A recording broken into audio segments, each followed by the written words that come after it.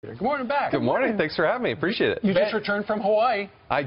Hawaii's great. I've heard You can ask me anything. Better than I'll be Washington, happy. better than the swamp. Oh my gosh, I love Hawaii. All right, let's talk about North Korea, because the leader of North Korea, Kim, is now threatening to fire off more nuclear weapons.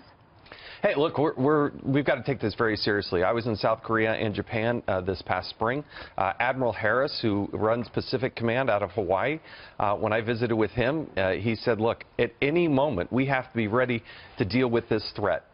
It is the most serious threat. I give a lot of credit to the Trump administration for their foreign policy and the position they've taken. Nikki Haley did a fabulous job getting a 15-0 a win at the United Nations. That never happens. No, she's done a fabulous job in twisting arms. Last night, Dana Perino asked her, how many arms did you twist? She said, all of them. She said it hadn't been easy. Listen to what she said earlier about that. You know, I think Saturday was a huge win for the United States. It was a huge win for the United Nations. It was not a good day for North Korea.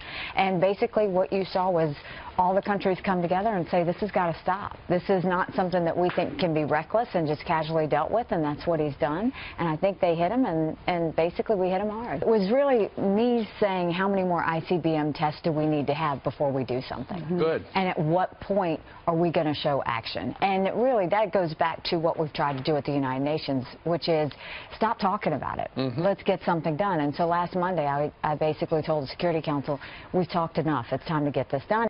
All right. Meanwhile, the President of the United States, Mr. Chaffetz, just a couple of minutes ago tweeted out this: after many years of failure, countries are coming together to finally address the dangers posed by North Korea. We must be tough and decisive.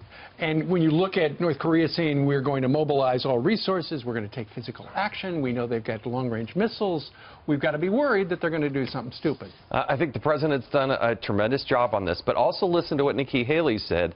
She said, this alone won't solve the problem. You have to have the biggest, baddest military on the face of the planet, and the United States does, and we got to be prepared to use it, unfortunately, in conjunction with South Korea, with Japan, and put pressure on China. But if we have to spring into action, we've got to be able to take that whole thing down. Hopefully that never happens, but we've got to be able to have the ability to do that. Remember, we've been sending as a signal back bombers across the peninsula. Yes. We have also been sending out, showing our own missile defense in action. And it makes you wonder how much more potent our missile defense would be if President Obama didn't shelve it for 6 or 7 years prior to that. Now we're in a breakneck pace, almost a Manhattan Project-like pace, to protect the west coast of the country. The THAAD system that was deployed into South Korea, what we're doing in Guam and expanding and making sure we got missile defense there, what Hawaii is doing in its preparation, the fact that more than the majority of our naval forces are now in the Pacific Ocean, they're taking care of this in a very serious way. And China can't be happy about this. They don't want our presence there at all. Now there's a reason for our presence there. I think both China and Russia, who share borders with North Korea, understand how seriously we're taking this.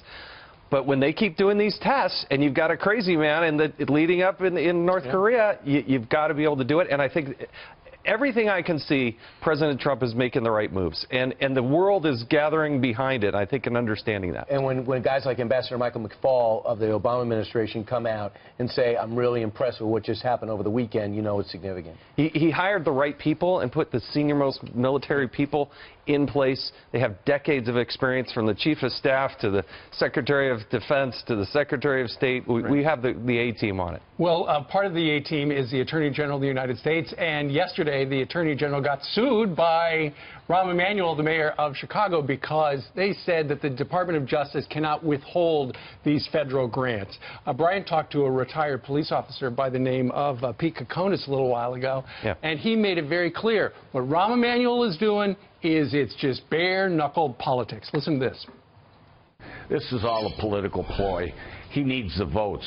So in the late 90s, working at the Clinton White House, he advocated being tough on immigrants and deporting them. Now all of a sudden his story changed. It's votes. He needs to get reelected. He closed schools. He reduced the amount of police on the department. He needs votes. And who's going to vote for him? He's hoping these immigrants will vote for him. Okay, so Congressman, politics has been your business for a very long time. Explain the politics for Rahm Emanuel, why being a sanctuary city is good for his business. Well, look, Rahm Emanuel used to be chief of staff to President Obama. Under President Obama, they released more than 80,000 criminal aliens. These are people that were here in the United States illegally, committed a crime, were caught, were convicted, and instead of deporting them, he released them back out of the United States. So Donald Trump is on the right side of this issue. And as long as Democrats keep prioritizing non-Americans over Americans, they will lose the political argument. But more importantly, they make the country less safe. We're talking about people who are here illegally, commit a crime, and what we're asking for is ICE should be given a 48-hour notice so they could come grab this person if they're trying to detain them and deport them. And the city of Chicago is saying, no, no, no, we wouldn't want to do that. We don't want to let ICE do its politics. Job. Yeah, what if there was a bank robbery and the FBI said, you know what, I'm not coming because, well, we just don't like you. Right. That's absolutely ridiculous. But this is not part of the better deal. I mean, what's the better deal? Was supposed to be an economic revival for the Democrats to have a cohesive message. It's not taking the side of illegal immigrants for political purposes. Not that Democrats need your advice necessarily. This doesn't seem productive. Well, look at, you have more than 1,000 people shot in Chicago. In the first 4 or 5 months of the year, more than 100 people shot over the 4th of July weekend itself. Now, I'm not saying those are all criminal aliens or people that are here illegally. But it's money they could be using to help solve that problem. That's right, and we're trying to target people that are the criminal alien element. What's going to happen in the fall when Congress gets this and they have to decide how the money is spent when they take on the budget? Because we had the judge on earlier, and he was saying they could put strings attached to this, saying if you're not going to comply, you're not going to get the federal money. He's saying right now Rahm Emanuel has a case because it was under President Obama's administration, and those were the strings attached then, and so you can't change that law. But Congress can change it in the fall. Will they be able to implement this? Well, I think the biggest gauntlet that the Republicans have to deal with in the House and the Senate is actually September, because you have the border wall. You have the debt ceiling. There's not a Republican on the planet that wants to raise the debt ceiling, and when you fail on health care, and you're on vacation right now. We're not very confident in the Congress right now. And you've got to pass a budget, and then you've also got to put this in place. Reform. Oh, yeah, a little thing called tax reform. I mean, I cannot believe the United States Senate, Mitch McConnell in July went before the American people and said, there's so much on our plate, we're going to stay into August and work, only to pull that back, too. They're supposed to be in session this week, but they're not. After they failed. After they failed. Congress, your former job, they look bad, particularly the Senate. Hey, I'm kidding. For you to say. Look, I didn't leave Congress because I was tired of winning. No, I know. You know, also on Friday, the Attorney General came out and said we're going to crack down on leaks. Yeah. Because obviously there have been a number of people, perhaps inside government, we don't know at what level, or the intel community, who have been leaking stuff to make this administration look bad. You say, at least you told one of our producers, they're not going far enough. No, no, they need to start putting people in handcuffs. And look, I think the Deputy Attorney General, he has no credibility on this. He's doing a press conference. But let's go. Most people don't understand this. There's 72 inspectors general that have 13,000 employees. There are 500 inspectors general at just the Department of Justice. Report after report after report. When I was chairing the Oversight Committee, we actually read these reports, making criminal referrals to the Department of Justice, and they don't prosecute these people.